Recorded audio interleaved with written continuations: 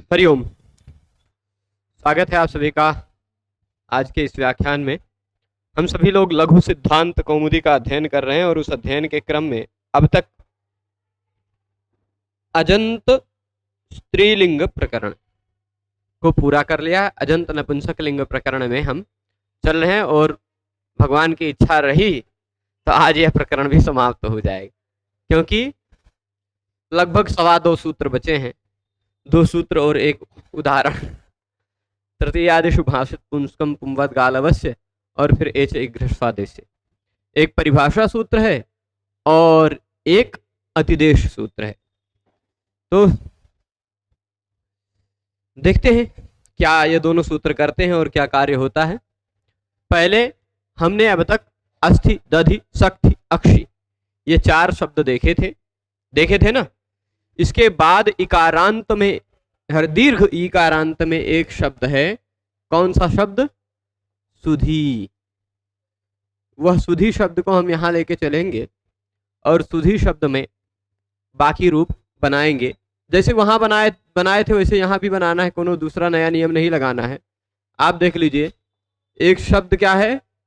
सुधी पर ह्रस्व नपुंसके प्रातिपदिकस्य कहता है कि दीर्घ ई का कोई भी शब्द हो, यदि उसको नपुंसक लिंग में ले जाते हैं तो उसका प्रातिपदिक जो है वह ह्रस्व हो जाया करता है, यानी प्रातिपदिक का अंतिम वर्ण ह्रस्व हो जाया करता है। यह तात्पर्य लेना है। तो अब इस आधार पर प्रातिपदिक का अंतिम वर्ण जो सुधी का ई है उसको हमने ह्रस्व कर दिया, तो शब्दवय क्या बन गया? यहां सुधी शब्द बन गया।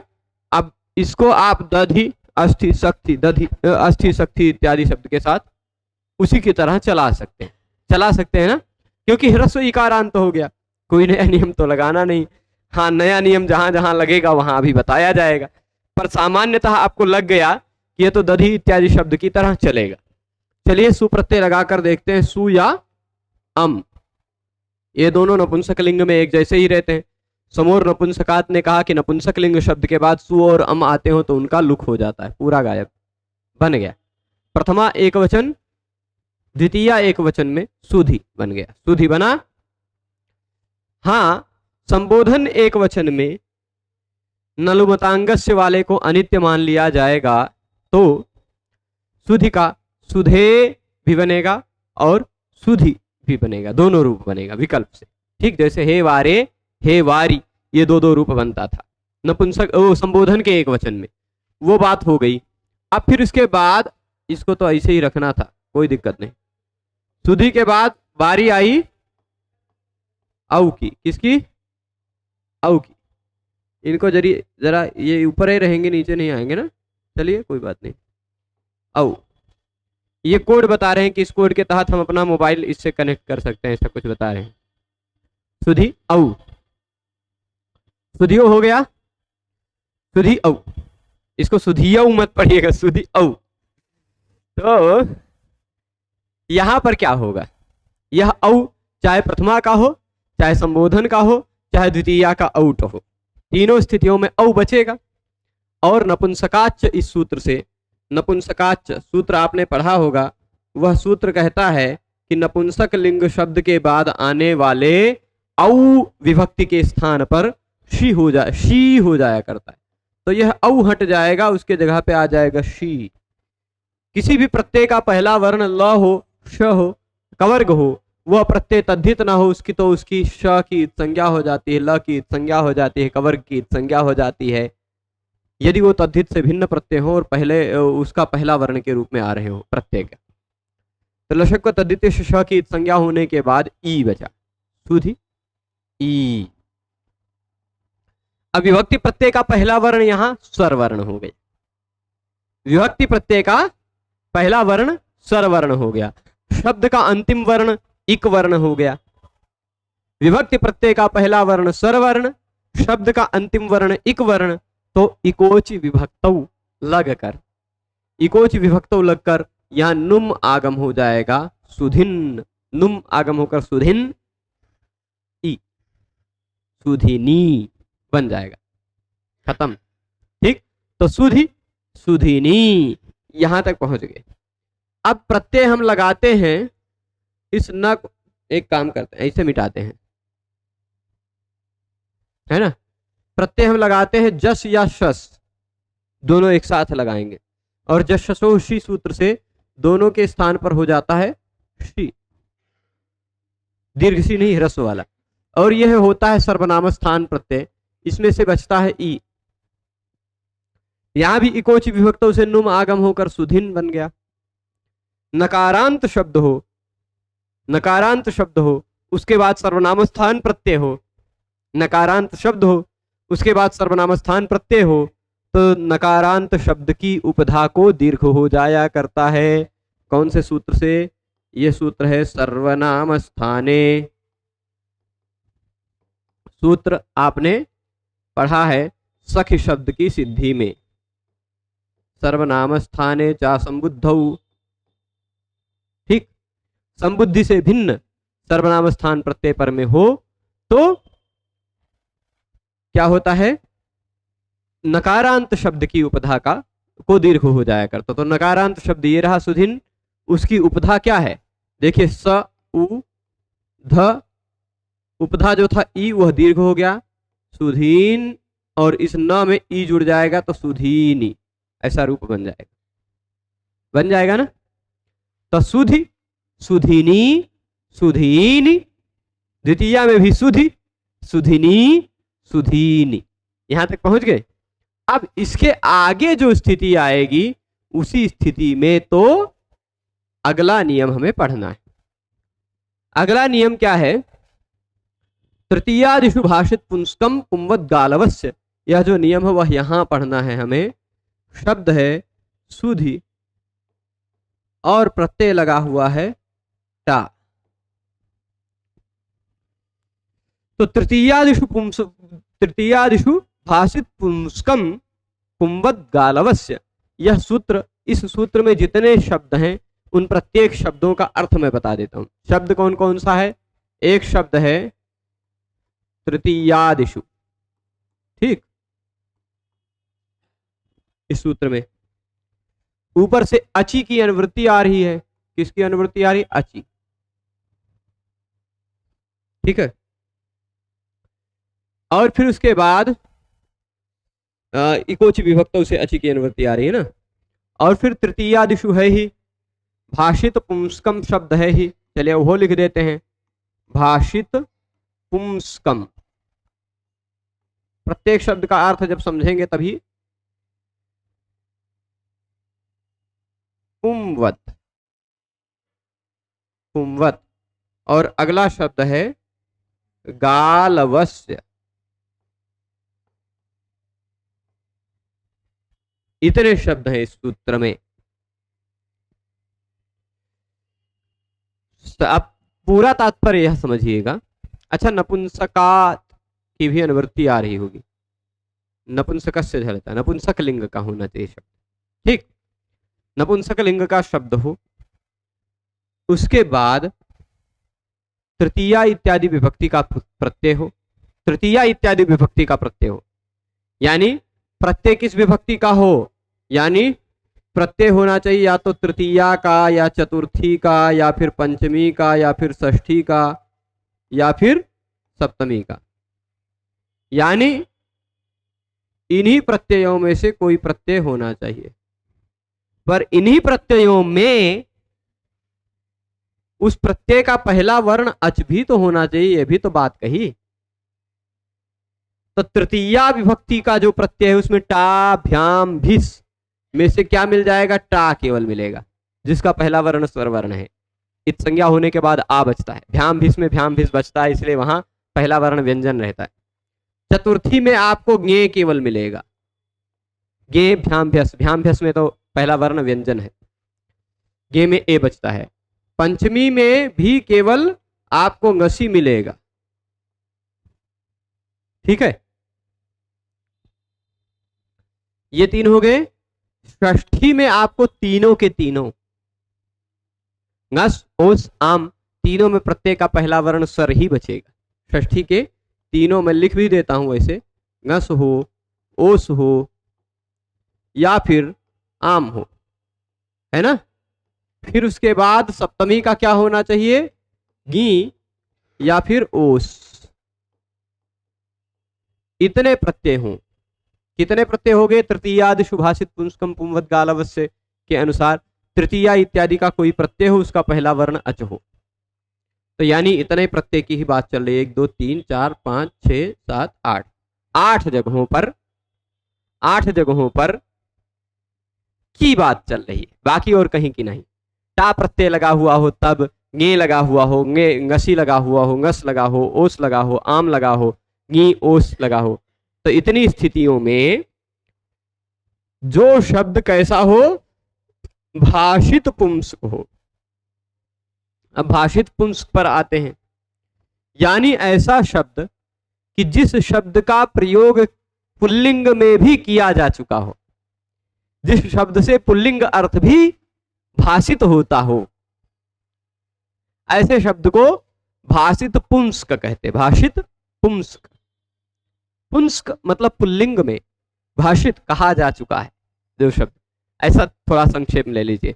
यहां यद्यपि वृत्ति में लिखा होगा प्रवृत्ति निवृत्त निमित्तैक्य, ऐसा कुछ लिखा होगा ना, क्या लिखा है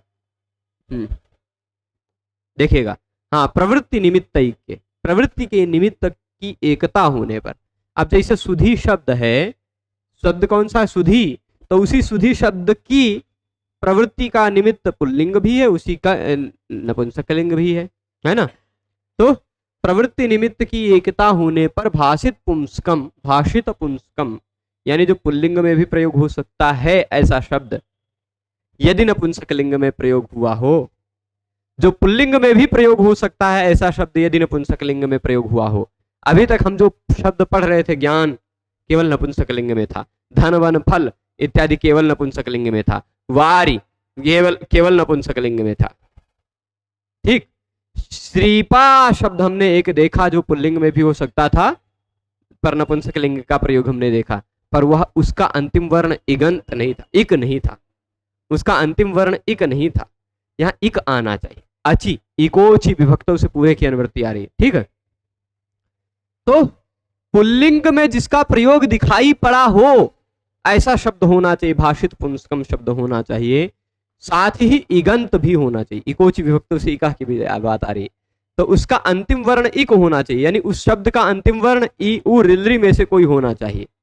अब आप शब्द देख रहे हैं, सुधी है, इक अंतिम वर्ण के रूप में इक है ना, ई है ना, तो अंतिम वर्ण इगंत है, यानी वह इगंत भी है, क्लीब भी है। देखिए, प्रवृत्ति निमित्त की एकता है, यानी पुल्लिंग नपुंसकलिंग में उसका दोनों में उसका शब्द वही है, शब्द की प्रवृत्ति निमित्ती वही है। प्रवृत्ति का निमित्त मतलब शब्द कहेंगे सुधी तो अच्छा बुद्धि वाला, वही अर्थ है ना, अर्थ तो वही निकल के आएगा, चाहे वह पुल्लिंग हो चाहे नपुंसकलिंग हो।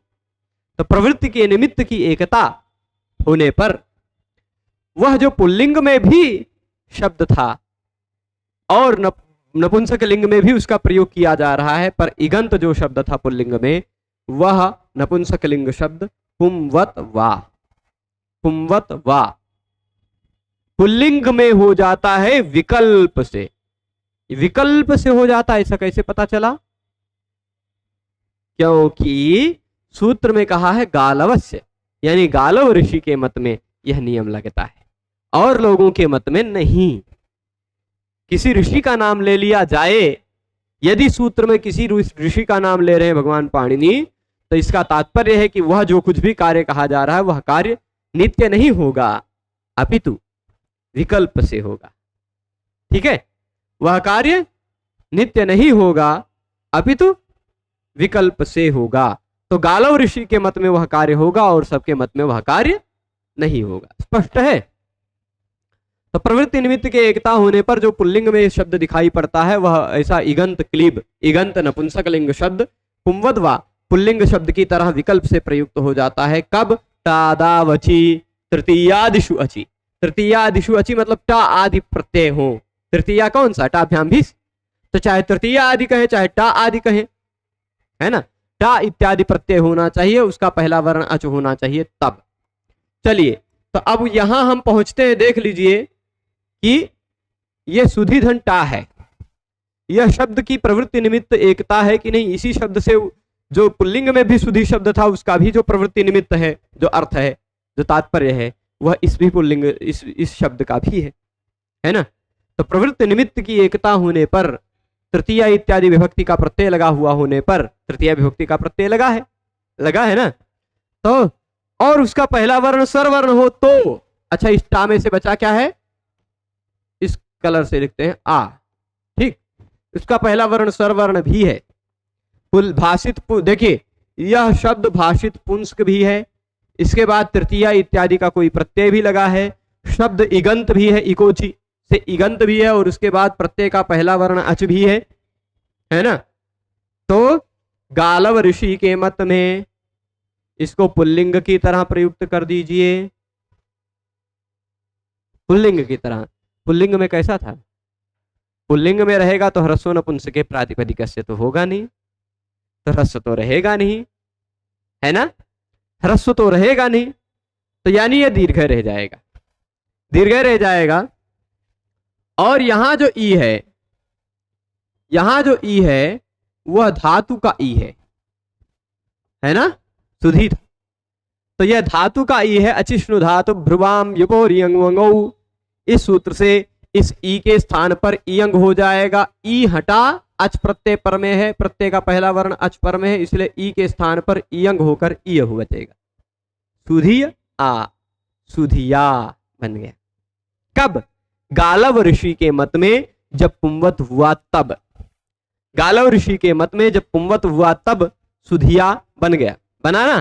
परंतु जब गालव ऋषि का मत नहीं लगा तब तो नपुंसक लिंग रह गया शब्द, पुल्लिंग की तरह प्रयोग कब होगा, गालव ऋषि के मत में। गालव ऋषि का मत नहीं लगा तो नपुंसक लिंग ही रह गया शब्द, तो क्या होगा, इकोची विभक्तौ, ठीक, इकोची विभक्तौ, वो लगना चाहिए कि आंगो नास्त्रियाम, इकोची विभक्तौ मत लगाइए, नपुंसक लिंग है ना। यद्यपि दोनों का नंबर देखिएगा,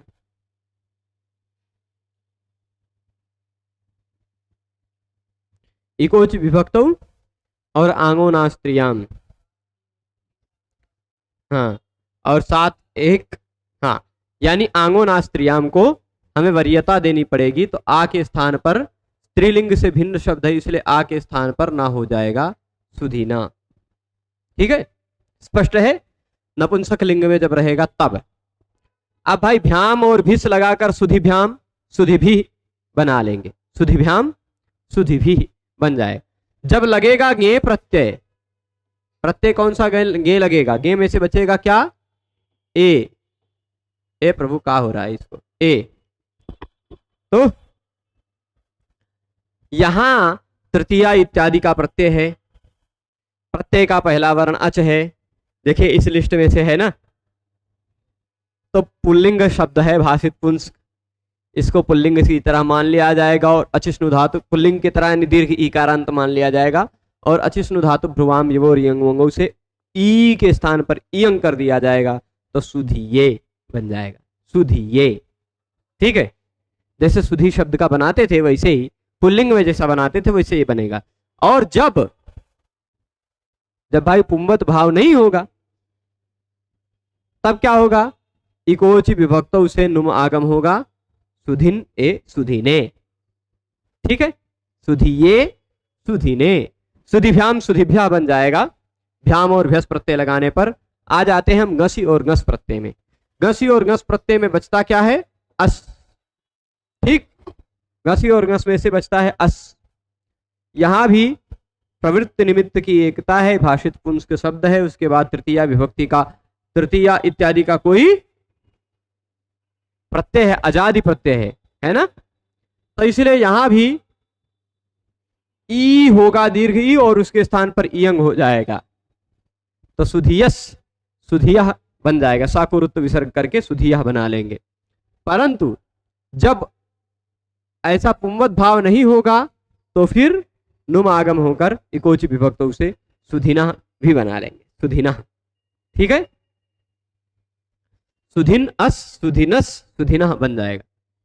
पंचमी षष्ठी हो गया, ओस लगेगा या ngस प्रत्यय न लग करके ओस लगा हुआ होता, ngसी ngस को छोड़कर ओस लगा होता तो भी क्या होता, सुधी ओस।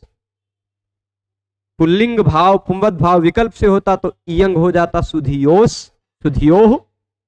और पुंवत भाव जब नहीं होता, नपुंसक लिंग में ही प्रयोग होता तो इकोच विभक्त से नुम होकर सुधिनोस, सुधिनोह। ठीक है, सा को विसर्ग कर। फिर उसके बाद ये ओस तक पहुंच गए। आम और गी दो देख लेते हैं, और ओस क्योंकि दो दो बार है। आम प्रत्यय लगाया तो क्या होगा, जब पुंवत कर लेंगे तो पुल्लिंग की तरह हो जाएगा। जब पुंवत कर्मधारे नहीं, पुंवत कर्मधारे क्या, तृतीयादिशु भाषित पुंस्कम पुंवत गालवस्य, इस नियम के आधार पर गालव के मत में जब पुल्लिंग की तरह मान लिया जाएगा तो सुधी दीर्घ इकारांत हो गया, है ना। ह्रस्व अध्यापन नुट लग नहीं पाएगा, सुधी दीर्घ वाला हो गया ना, तो ह्रस्व अध्यापन नुट लग नहीं पाएगा। अचिष्णु धातु भ्रुवाम विभोर यंग से यंग हो जाएगा तो सुधीय आम, सुधियाम हो जाएगा। परंतु जब पुल्लिंग पुंवत भाव नहीं होगा तो सुधि आम ह्रस्व है ना। इकोच विभक्तौ कहेगा नुम कर दो, इक है अंत में, विभक्ति प्रत्यय का पहला वर्ण अच है तो इकोच विभक्तौ कहेगा नुम कर दो, आम को नहीं, इसको सुधि को नुम आगम कर दो। लेकिन ह्रस्व नद्यापो नुट कहेगा नुट कर दो। तो इकोच विभक्तौ से देखिए दोनों नियम लगेगा। इकोच विभक्तौ कहेगा नुम करके सुधिन बना दो, है ना। और ह्रस्व नद्यापो नुट कहेगा कि नहीं सुधिन मत बनाओ, नुट आगम करके नाम बना लो।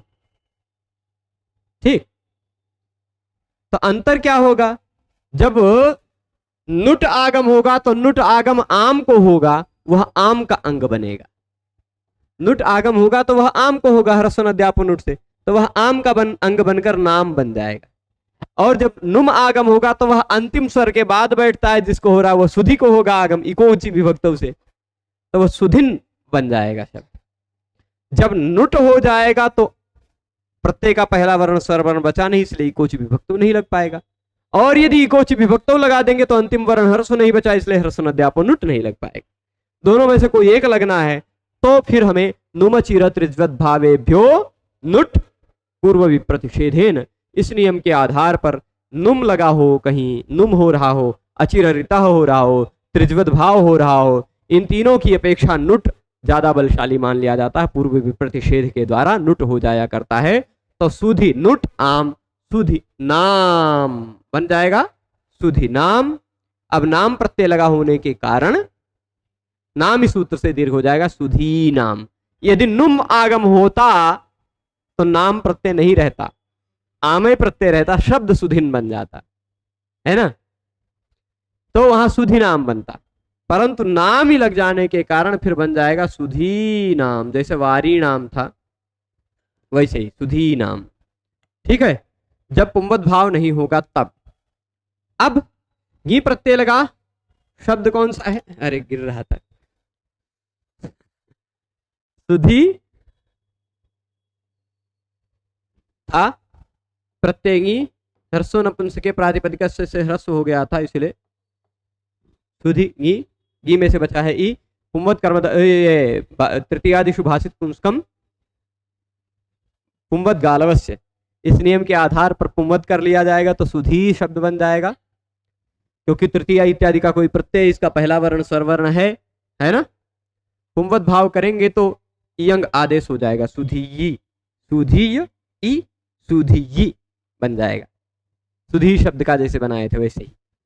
परंतु जब पुंवत भाव नहीं होगा, तुरंत बाद में ई है, इकोच विभक्तों से नुम आगम होकर सुधीनी, ठीक है, सुधीनी बन जाएगा ना। अब इसके बाद ओस में सुधियो सुधिनो बना लेंगे और सुप में सुधिशु एक के रूप बनेगा। ठीक है, हे सुधी हे सुधे तो हो ही गया था। हम यहां पहुंचते हैं फिर से। तो अब देखिए यहां तक पहुंच गए सुधिना इत्यादि। मधु शब्द ले लीजिए। अब उकारांत ह्रस्व उ जिसके अंत में आता, ह्रस्व ई दीर्घ ई वाला खत्म है ना, ह्रस्व उ जिसके अंत में आता है उस पर आते हैं अब हम। ठीक, वह क्या है, वैसा शब्द कौन सा है? तो कहते हैं वैसा शब्द है प्रवृत्ति निमित्त के भाषित पुंस्कम इगंतम। ये तो हो गया था। मधु शब्द पर आते हैं, उकारांत, ह्रस्व उकारांत पर। मधु शब्द क्या कहता है? ये तो भाषित पुंस्क है नहीं, भाषित पुंस्क तो है नहीं ना ये, तो बस मधु के बाद सु लगाइए या अम लगाइए, समूर्ण पुंस्कात से गायब कर दीजिए, बन जाएगा मधु। ऐसे का, ठीक है। सीधे जल्दी जल्दी बनाते जाते हैं। मधु के बाद फिर आप लगाइए औ, नपुंसकाच सूत्र से औ के जगह पे कर दीजिए शी, शी का बचेगा ई। यहां भी इक शब्द का अंतिम वर्ण, मधु शब्द का अंतिम वर्ण इक है, तो इकोची विभक्तों से नुम आगम होगा ही, तो मधु का मधुन बन जाएगा। और शी प्रत्यय का ई जुड़ा रहेगा, वह बचा रहेगा, वो जुड़ेगा तो मधुनी, मधुन ई मधुनी। ठीक, इसी तरह मधु, देखिए शब्द मधु है, प्रत्यय जश या शस लगाएंगे बचेगा, जशो शी के स्थान से शी हो जाएगा, शी का ई बचेगा। इकोच विभक्तों से नुम आगम करेंगे मधुनी, लेकिन फिर कौन सा? सर्वनाम स्थाने चासम बुद्धौ सूत्र से उपधा को दीर्घ कर देंगे तो मधुनी, मधुनी हो जाएगा। मधु, मधुनी, मधुनी, यहां तक पहुंच गए। उसी तरह द्वितीया में भी मधु, मधुनी, मधुनी, क्योंकि सु और अम लगेगा तो समूर्ण नपुंसकात लगेगा, औ या औट लगेगा तो नपुंसकाच लगेगा, जश और शस लगेगा तो जशोशी लगेगा, दोनों जगह एक जैसा ही होगा, है ना। संबोधन एक वचन में हे मधु, हे मधो, दोनों रूप बनेगा। संबोधन एक वचन में वो कैसे बनेगा? आप प्रक्रिया जानते हैं। हे मधो, हे मधु, ये बन गया। अब इसी तरह सुलु, सुलुनी, सुलूनी, सुलु, सुलुनी, सुलूनी, ये सुलु क्या है? सुलु एक शब्द था पुल्लिंग में, सुलु, सुष्ठ लुनाती थी सुलु, है ना, वहां था। तो वैसे ही वह सुलु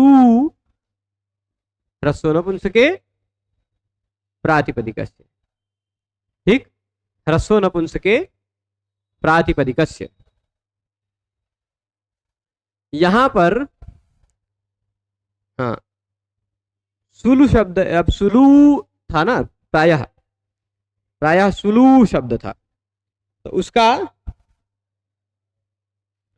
बचेगा, देख लेते हैं।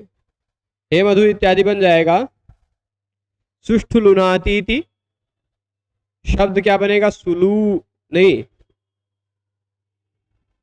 सुलु शब्द रहता है, ठीक, शब्द क्या रहता है? सुलु।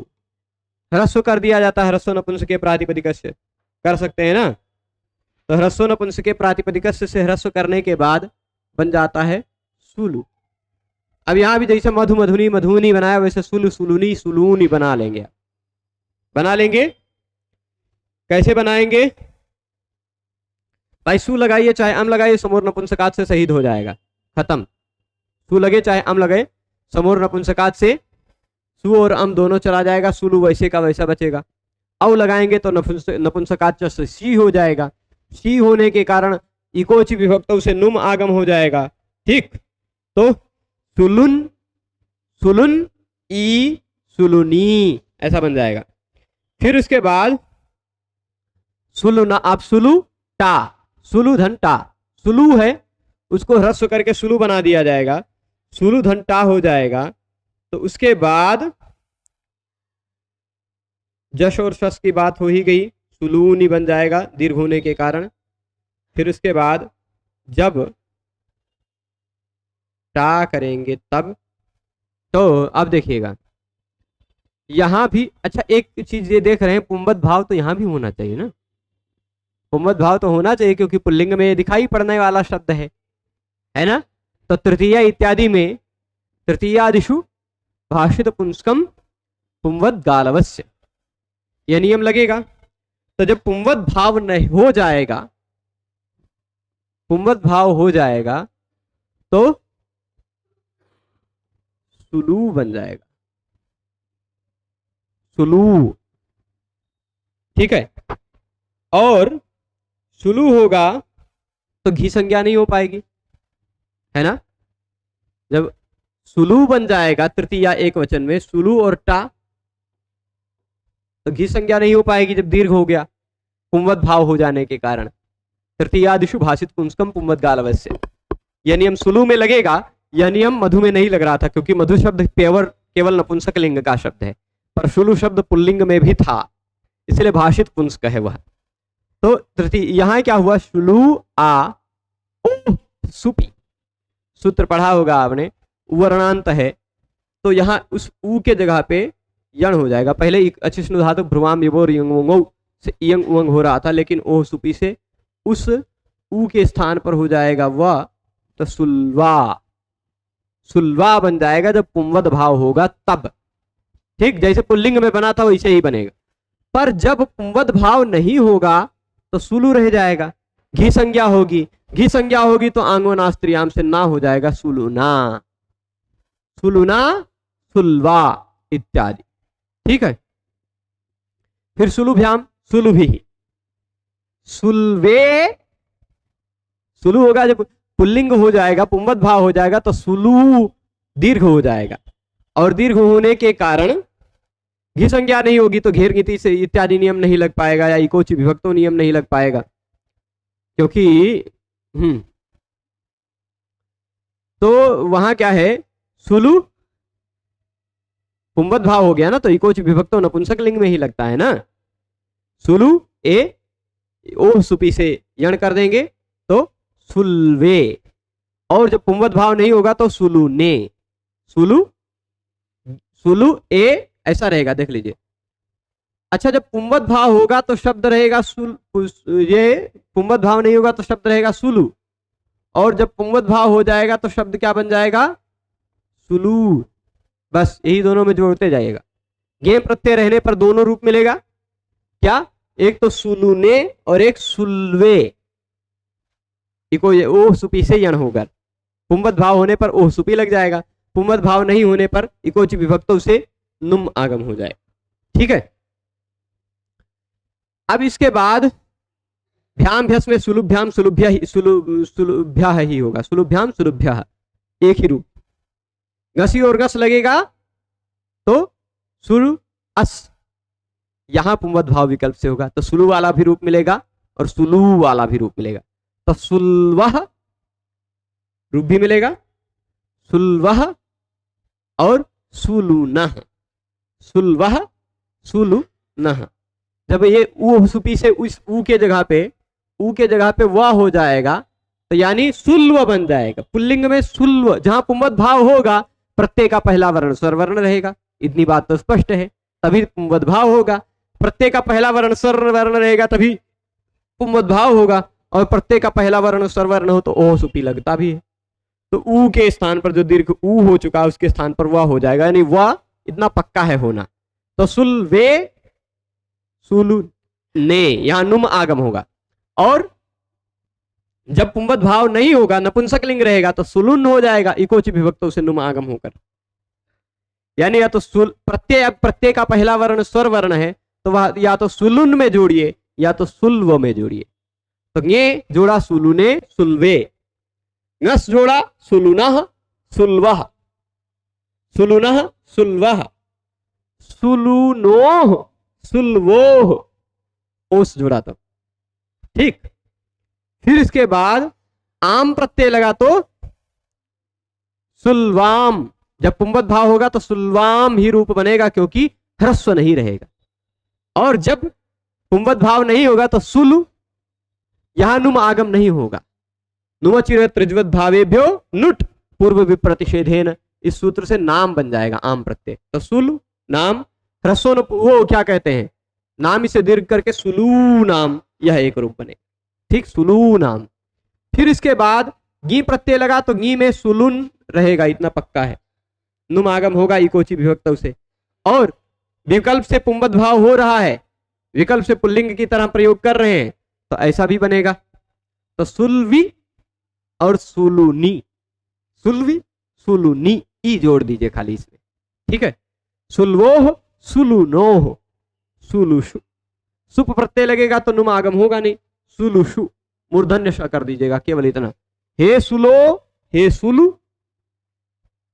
हे सुलुनी, हे सुदूनी, ऐसा रूप बना लेंगे। ठीक है। अब धात्री शब्द आ गया, क्या बात है। फिर इसी तरह ज्ञात्री इत्यादि है। फिर एच, चलिए खत्म है प्रभु, कुछ है ये नहीं, बाकी सब ऐसे ही बना लीजिए। धात्री शब्द है, चलिए धात्री शब्द और ज्ञात्री शब्द एक साथ ले लेते हैं। धात्री शब्द तृतीयादिषु भाषित पुंस्कम पुंवद्गालवस्य था। देखते हैं, एक मिनट। तृतीया इत्यादि विभक्ति का प्रत्यय होना चाहिए, पर पहली द्वितीय, प्रथमा और द्वितीय विभक्ति में तो कोई आपत्ति नहीं है ना। प्रथमा और द्वितीय विभक्ति में तो कोई आपत्ति नहीं है। ठीक है। पर अब देखते हैं, चलिए तो अब इसके बाद यहां धात्री शब्द लेते हैं। धात्री है, सु और अम लगाइए। सु और अम लगाने पर क्या हो जाएगा, सीधे समूर्ण नपुंसकात से गायब हो जाएगा। केवल अकारांत, केवल यदि उसका अंतिम वर्ण ह्रस्व अ होता, यदि उसका अंतिम वर्ण ह्रस्व अ होता तब तो समूर्ण नपुंसकात की आवश्यकता नहीं लगती, तब अतोम लग जाता है ना, यदि ह्रस्व अ होता तब। ठीक, यहां अंतिम वर्ण ह्रस्व अ है नहीं, तो कोई अतोम रोकेगा नहीं उसको, इसलिए समूर्ण नपुंसकात से पूरा सु और अम चला जाएगा, तो धात्री का धात्री बचेगा। ठीक है। द्विवचन में धात्री औ, नपुंसकात च से औ के जगह पर आप कर लेंगे शी, धात्री शी। इकोच विभक्तों से कर लेंगे नुम आगम धात। एक मिनट, शब्द क्या बन जाएगा, देखिए धात्रिन। अब प्रत्यय का पहला वर्ण स्वर वर्ण रहेगा तो धात्रिन बन जाएगा, और न को रिवर्णान न षणत्वम वाच्यम भी बन जाएगा, धात्रिन है ना। न कोणा भी हो जाएगा, री के बाद अगर न आ रहा तो उसको न हो जाता है। अब शी प्रत्यय का ई जोड़ दीजिए, बन जाएगा धात्रिणी। ठीक है। और फिर उसके बाद धात्री, जश और शस प्रत्यय लगाया तो जश और शस के स्थान पर हो जाता है शी, शी में से बचता है ई। इकोच विभक्तों से नुम आगम किया, नुम को न कोणा कर दिया, धात्रिण ई। और सर्वनाम स्थाने चा संबुद्धौ से इस री को दीर्घ कर दिया, उपधा को, तो धात्रीण ई, धात्रीणी बन जाएगा। इस तरह वाला भी धात्री, धात्रिणी, धात्रीणी, धात्री, धात्रिणी, धात्रीणी, ये बन गया प्रथमा द्वितीया में दोनों जगह पर। संबोधन में एक वचन में खाली खाल दो रूप बनेगा, संबोधन में दो रूप बनेगा। जब नलुमतांगस से इस पक्ष को अनित्य मानेंगे तब।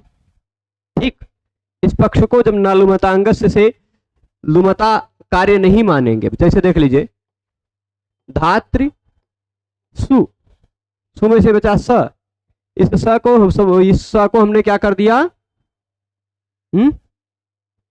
स को हमने लुक कर दिया समूर्ण नपुंसकात से, खत्म। तो अब इस स को निमित्त मानकर कोई भी कार्य नहीं हो सकता, ऐसा जो मत है उस मत के अनुसार खाली धात्री बन जाएगा। पर उस मत नलुमतांगस्य के अनित्य होने के कारण, नलुमतांगस्य वाले मत उसके अनित्य होने के कारण इसको निमित्त मानकर कोई कार्य किया जा सकता है। तो क्या कार्य करेंगे, ऋतोगी सर्वनाम स्थानेयों से गुण कर देंगे। ठीक, तो गुण हो जाएगा, धातर बन जाएगा, रा को विसर्ग कर लेंगे, धाता। ठीक, तो हे धाता, हे धात्री, ये दोनों रूप बनेगा। इसी तरह अब तृतीया इत्यादि में तो भाषित पुंस्क शब्द है, क्योंकि धात्री शब्द कैसा है, भाषित पुंस्क शब्द है। ठीक है। इसी तरह ज्ञात्री इत्यादि शब्द भी भाषित पुंस्क शब्द है, क्योंकि ज्ञाता, ज्ञाता पुल्लिंग में प्रयोग होता है, ज्ञाता, ज्ञाता रो ज्ञाता, है ना, ज्ञाता वैसे धाता वैसे ज्ञाता। तो अब यहां जब तृतीया का एक वचन का प्रत्यय लगाएंगे टा, टा में से बचा है आ, धातृ आ, तो यहां भाषित पुंस्क होने के कारण तृतीयादिषु भाषित पुंस्कम पुंवत गालवस्य, इस नियम के आधार पर पुल्लिंग वाला रूप भी इसका प्रयोग कर पाएंगे आप। पुल्लिंग वाला रूप भी जब आप इसका प्रयोग करेंगे तो धातृ तो धात्री रहेगा ही, पुल्लिंग में भी धातृ ही रहता है, नपुंसक लिंग में भी धातृ ही रहता है। अंतर क्या पड़ेगा, अंतर क्या पड़ जाएगा? कोई अंतर पता चल रहा है? पुल्लिंग में देखिए घी संज्ञा है नहीं तो आंगुनास्त्रियाम लगेगा नहीं, घी संज्ञा है नहीं तो इसलिए आ को ना तो हो नहीं पाएगा। देखिए चाहे पुल्लिंग हो तो धात्री आ, नपुंसक लिंग हो तो भी धात्री आ, दोनों स्थिति में ऐसा ही रहेगा। पुंवत भाव विकल्प से हो रहा है गालों के मत में, तो जब पुल्लिंग हो जाएगा तो ऐसा, जब नपुंसक लिंग रहेगा तो ऐसा। पर नपुंसक लिंग में इकोची विभक्तों से नुम आगम हो सकता है, पुल्लिंग में नुम आगम नहीं हो सकता। ठीक है, नपुंसक लिंग में इगंत शब्द है, उसके बाद विभक्ति प्रत्यय का पहला वर्ण स्वर वर्ण है, और नपुंसक लिंग शब्द है, इसलिए इकोची विभक्तों से नुम आगम होकर धात्रिन आ न कोणा करके धात्रिणा बना सकते हैं। परंतु पुल्लिंग में तो धात्री आ, इको यणचि से र कर दीजिए धात्रा, धात्रिणा धात्रा, ऐसा दो रूप बने। ठीक है, भ्याम भीष्म धातृभ्याम धातृभी आराम से बन जाएगा। ठीक है, गे जब लगेगा तब, गे लगेगा तो वहां भी तृतीयादिशु वाला नियम लगेगा, तृतीयादिशु भाषित पुंस्कम पुंवत गालवस्य, गे से बचा है ए, तो धात्रिन ए, धात्रिणे अथवा धात्रे, इको यणचि लगा लीजिएगा तो री को र हो जाएगा। देख लीजिए री को र हो जाएगा तो शब्द ऐसा बन जाएगा, पुल्लिंग जब प्रयोग होगा तो धात्र, वो होना सुनिश्चित है, क्योंकि पुंवत भाव कब होगा? जब प्रत्यय का पहला वर्ण स्वर वर्ण होगा, और प्रत्यय का पहला वर्ण स्वर वर्ण होगा तो इतना तो सुनिश्चित आप जानते ही हैं, क्या इतना तो आप सुनिश्चित जानते ही हैं कि पुंवत भाव होने पर प्रत्यय का पहला वर्ण स्वर वर्ण ही मिलेगा, तभी पुंवत भाव हो रहा है, तो इको यणचि लगेगा ही, इको यणचि होगा ही, रीक र बन जाएगा। तो धात्रा धात्रे धात, हाँ यहां पर पंचमी षष्ठी में थोड़ा सा अलग होगा, अभी बता रहे हैं। धात्री धात्रिणे धात्रे बना लेंगे आप, पर भ्याम भ्यस के बाद जब घसी की बारी आएगी, घसी और घस बचता है अस, धात्री अस यहां भी, धात्री अस यहां भी, पुल्लिंग में धात्री अस होने पर, पुल्लिंग में धात्री अस होने पर क्या होगा?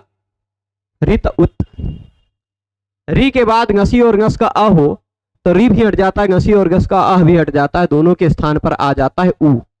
ठीक, उ आता है, यानी ये री और अ दोनों हटा, उ आ गया, उरण रपरा से रपर होकर र आ गया, रात सस से इस संयोगांत सा का लोप कर दिए, रा को विसर्ग कर दिए तो धातु बन गया, जैसे मातु वैसे ही पूरा बनाया था ना। पुल्लिंग में ऐसा हो जाएगा, पर नपुंसक लिंग में एकोच विभक्तों से नुम आगम हो जाएगा, धात्रिणः बन जाएगा, धात्रिणः और धातु, ये दोनों रूप बन जाएगा। फिर उसके बाद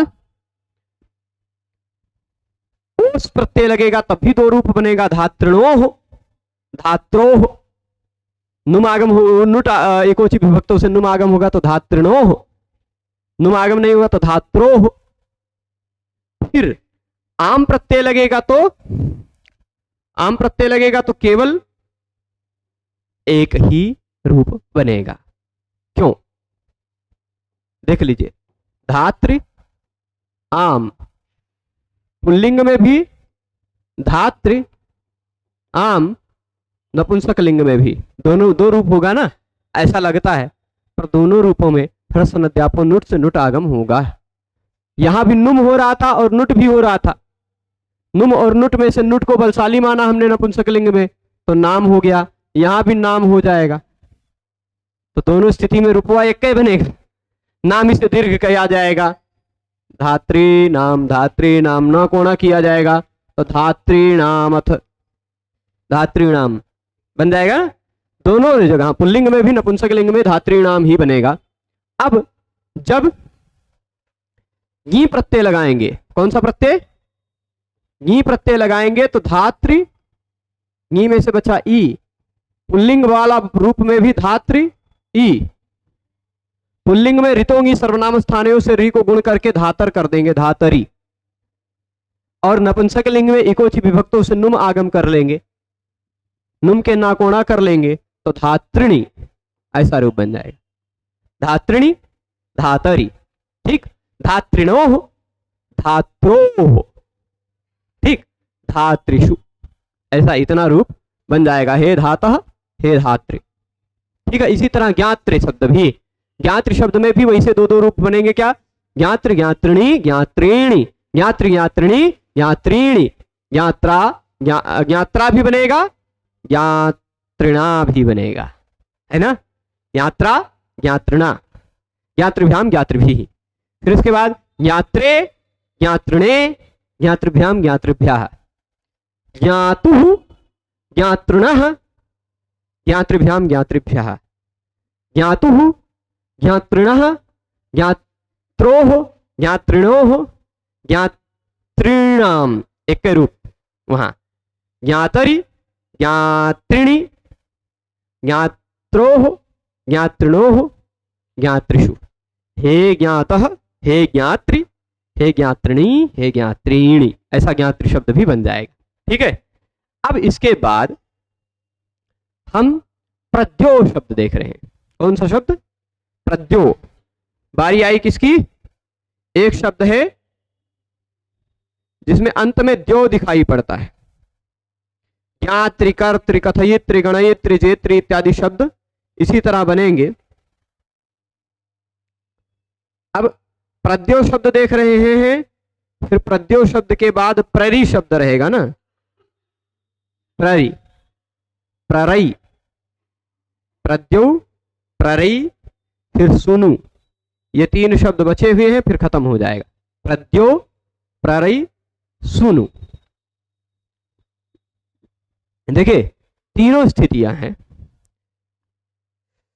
मैं तीनों बता देता हूं। मूलतः शब्द है प्रद्यो,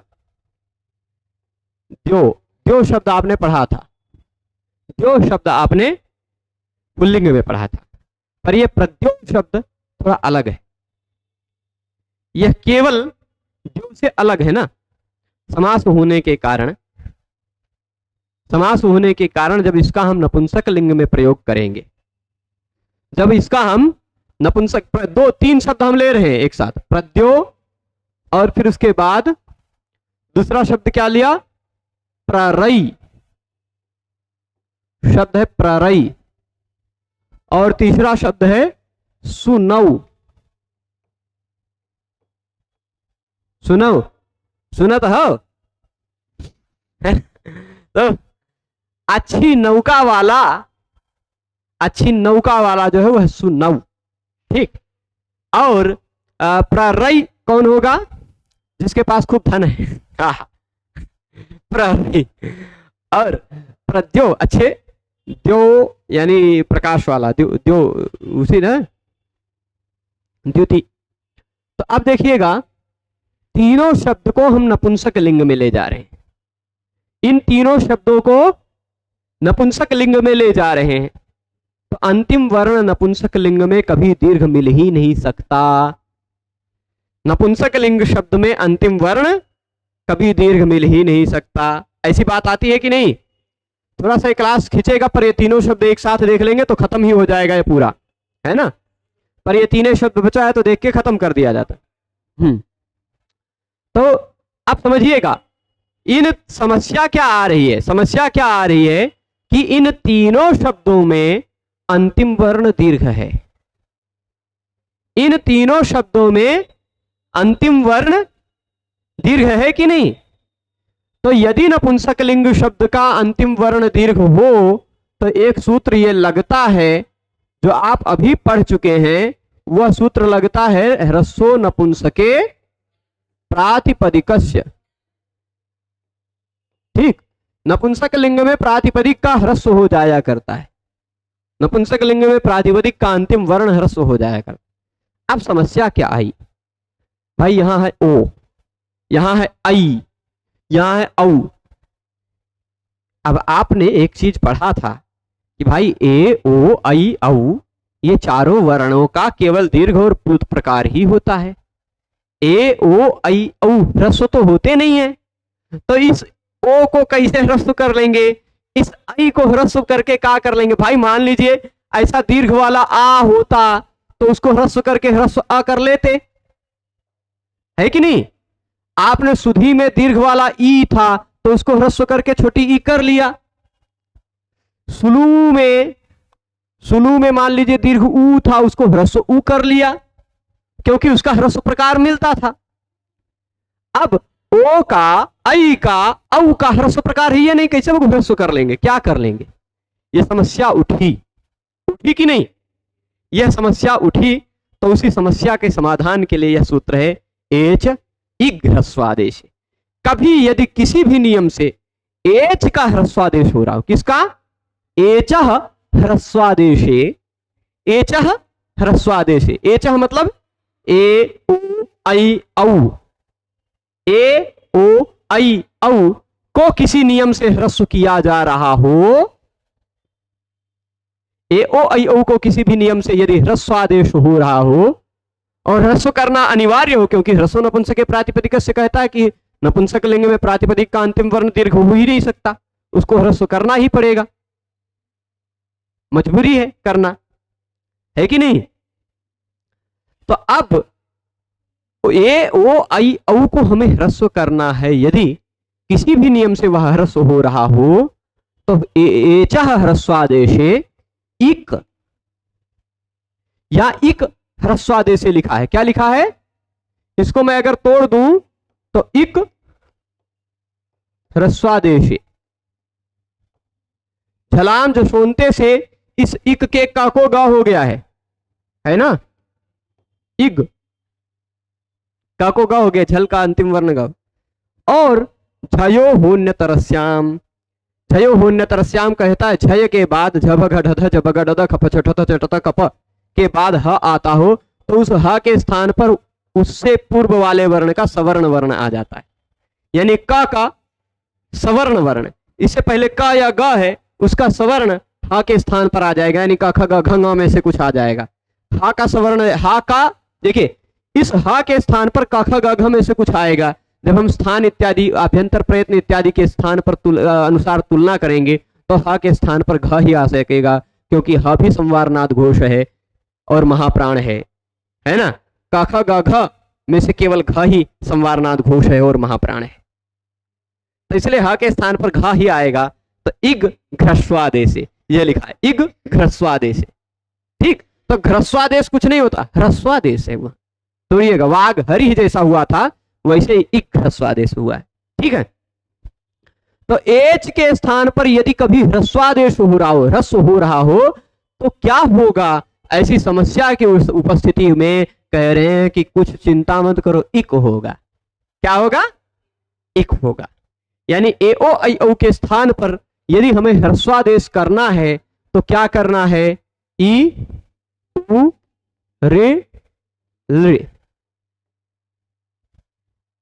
ई उ रे कर देना है।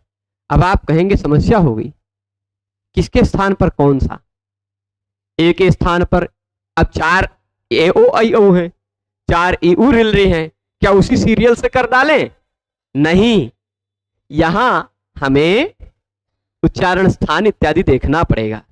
तो अब आप समझ रहे हैं ए ओ ने, ए और आई इन दोनों का उच्चारण स्थान कंठ तालु है, ए आई इन दोनों का उच्चारण स्थान ए दई तो हो कंठ तालु, इसका उच्चारण स्थान ना तो कंठ है ना तो तालु है, इसलिए ये कहीं नहीं आ पाएगा, ना तो कंठ है ना तो ओष्ठ है ना।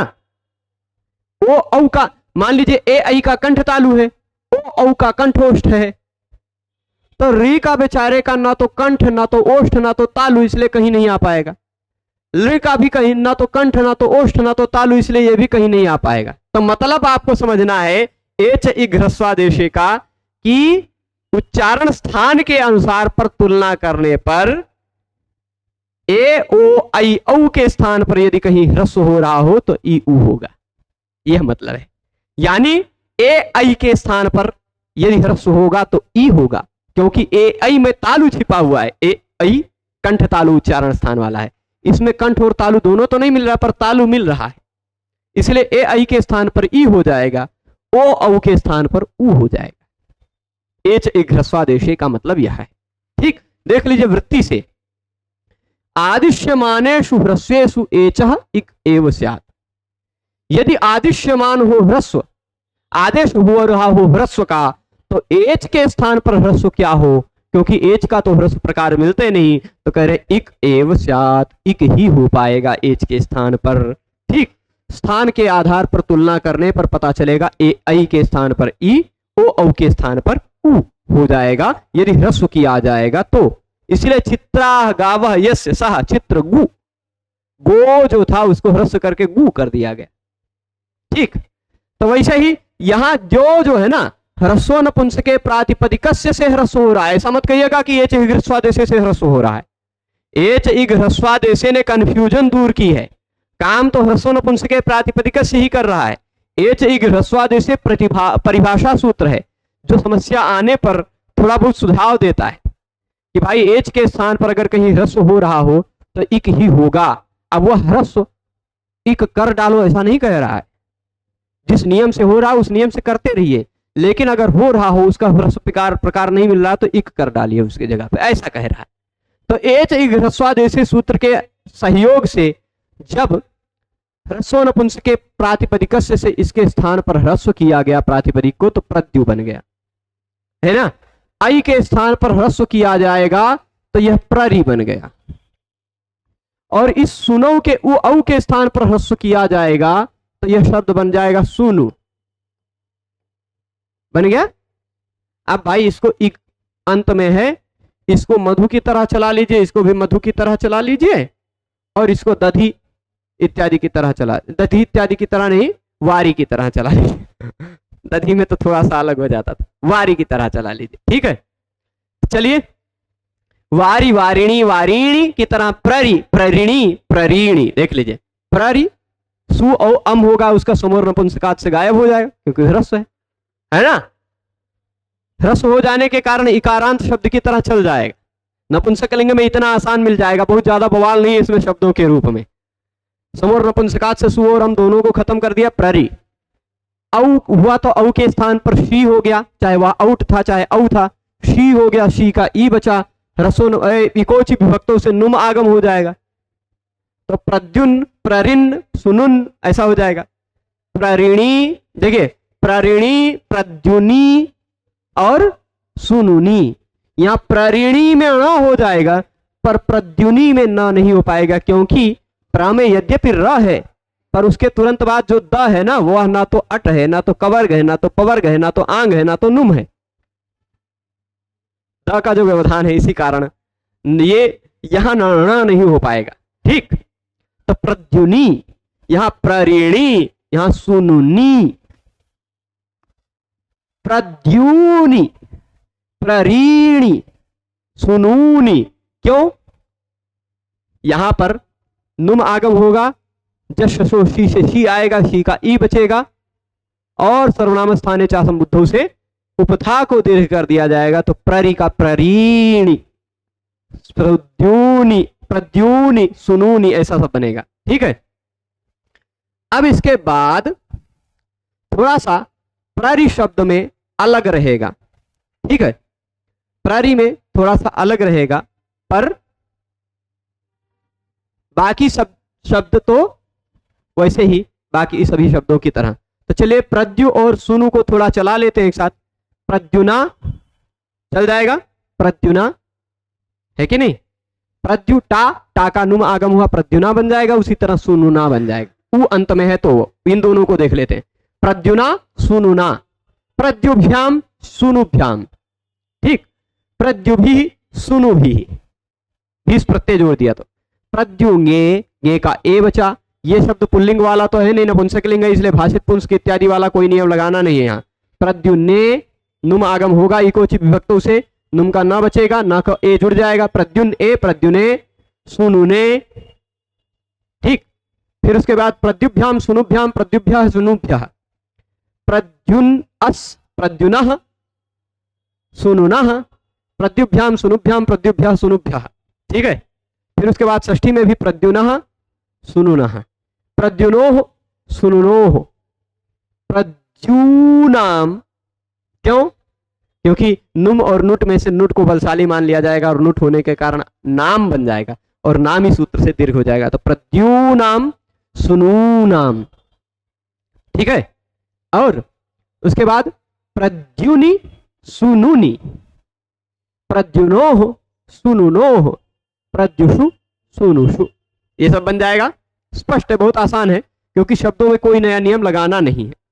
तो प्रद्यो और सुनु, हे प्रद्यो हे प्रद्यु, दो रूप, हे प्रद्यो हे प्रद्यु और हे प्रद्युनि हे प्रद्युनि, हे सुनो हे सुनुनि, हे सुनु, ऐसा ऐसा है, समझिए। हे सुनो हिंदी हो गया लग रहा है हे सुनो, पर इसका मतलब क्या है? हे अच्छी नौका वाले, हे सुनो हे सुनु, हे सुनुनी हे सुनूनी, ऐसा सब बन जाएगा। अब आ जाते हैं प्ररि शब्द में। प्ररि प्ररिणी प्ररीणी एक जैसा, प्ररि प्ररिणी प्ररीणी एक जैसा। फिर उसके बाद प्ररि टा प्ररिणा आंगोनास्त्रियाम। ठीक है।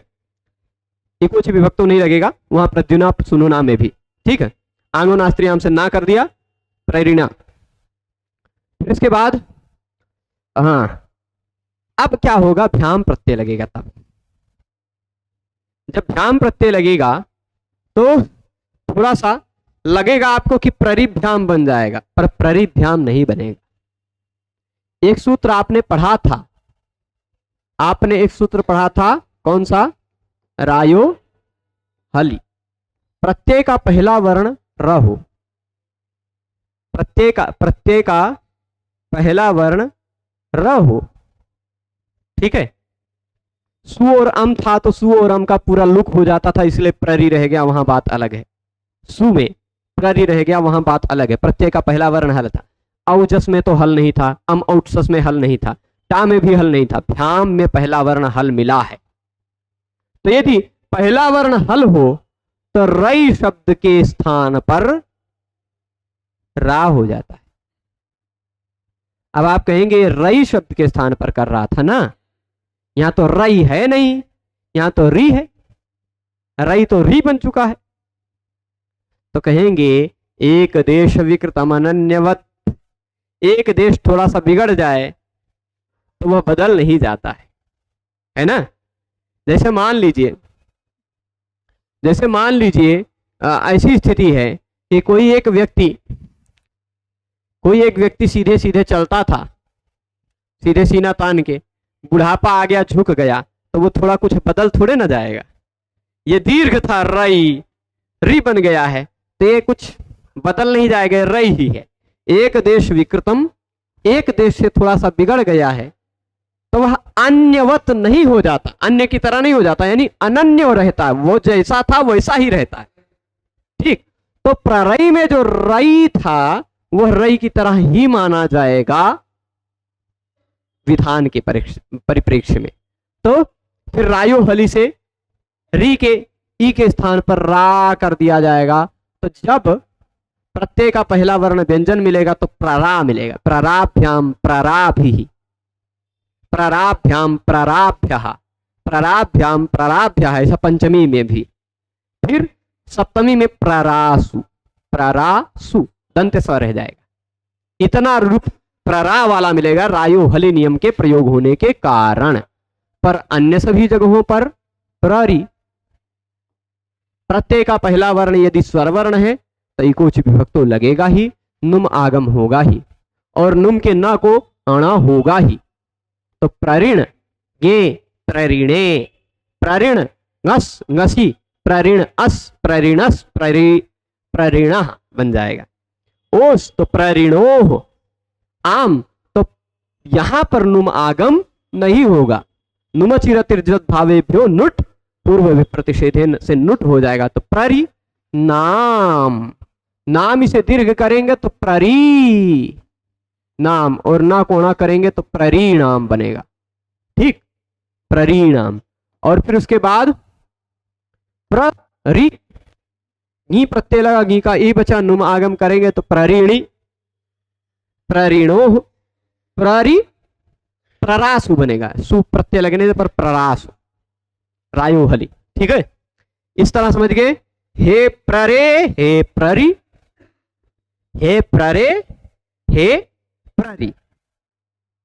ठीक है, और फिर उसके बाद हे प्ररिणी, हे प्ररीणी। ठीक है, इतनी बात स्पष्ट है। तो चलिए, तो अभी यहां पर सुनो इत्यादि तक खत्म होते ही इत्यजंत नपुंसकलिंग प्रकरण, इस तरह से अजंत नपुंसकलिंग प्रकरण आज खत्म हो गया। अब हलंत शब्दों को देखेंगे, यानी ऐसे शब्दों के रूप हम देखेंगे जिनके अंतिम वर्ण में हल मिलेगा। जिनके अंतिम वर्ण में हल मिलेगा तो अब प्रत्यय हलंत प्रत्ययों का बैकग्राउंड काम थोड़ा ज्यादा आएगा, अजंत प्रत्ययों का काम कम लगेगा। प्रत्यय का पहला वर्ण स्वर वर्ण है तब काम कुछ कम करना है, प्रत्यय का पहला वर्ण व्यंजन है तो काम थोड़ा ज्यादा करना है, ऐसा वाला आएगा आप शब्द। ठीक है, तो हलंत शब्दों को अब कल से देखेंगे। सभी लोग जुड़े रहे उसके लिए सभी को बहुत बहुत धन्यवाद। नमो नमः।